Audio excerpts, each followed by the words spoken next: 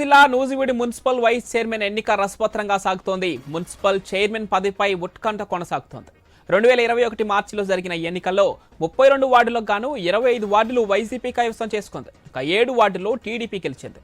2024 ఎన్నికల్లో YCP MLA Venkata Pratap Apparao వీర విధేయుడిగా ఉన్న పగడాల Satyanarayana vice chairman పదవికి రాజీనామా చేయడంతో రేపు ఎన్నిక జరగనుంది.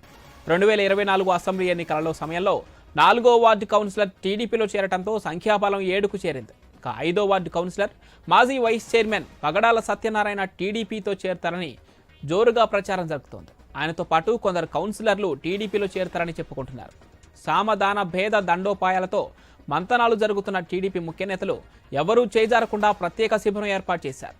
రైట్గా నూజివీడ్లో మున్సిపల్ వైస్ చైర్మన్ ఎన్నికలకు సంబంధించి మరిన్ని డీటెయిల్స్ మా కరెస్పాండెంట్ యాకూబ్ ఫోన్ లైన్ అందిస్తారు.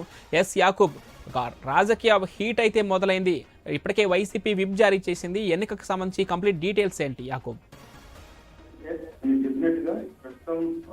ఇప్పటికే ఏపీ ప్రభుత్వం నోటిఫికేషన్ జారీ చేసింది.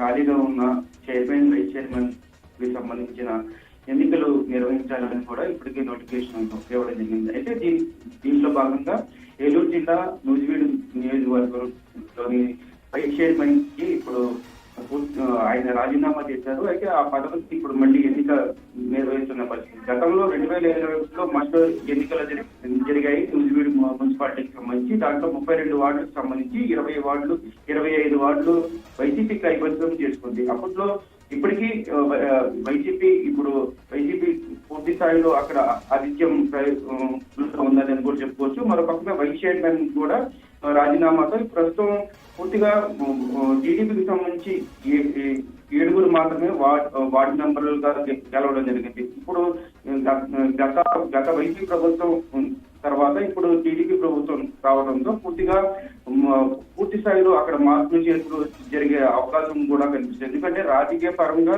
పూర్తిగా పట్టు సాధించేందుకు ఇప్పుడున్న మంత్రి పూర్తి స్థాయిలో అక్కడ చైర్మన్ పదవి కూడా అక్కడ టీడీపీ రావడం కోసం పూర్తిగా ప్రయత్నాలు చేస్తున్నట్టుగా తెలుస్తుంది.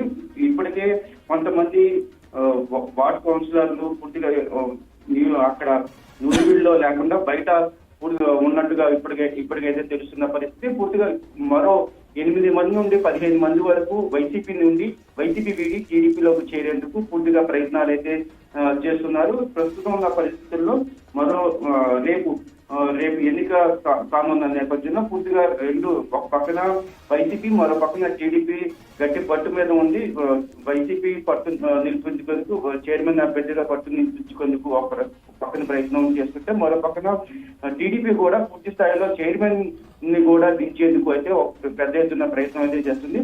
మరి రేపు ఏ విధంగా ఈ ఎన్నిక కొనసాగుతుంది అనేది కూడా మరొకసారి కూడా. ఎందుకంటే పూర్తిగా గతంలో టీడీపీకి సంబంధించి 7 మాత్రమే ఉన్నప్పటికీ ప్రస్తుతం ఇప్పుడు వైస్ చైర్మన్ గా రాజీనామా చేసిన అతను కూడా ప్రస్తుతం టీడీపీలోకి చేరేందుకు అతనితో పాటు సుమారుగా 10 మంది నుండి 15 మంది పైగా చేరితే పూర్తిగా 18 మంది నుండి 20 మంది వరకు వస్తుంది. వాళ్ళ మెజార్టీ 25 మంది. ఇంకో 5 ఇంకెవరెవరు చేరతారు.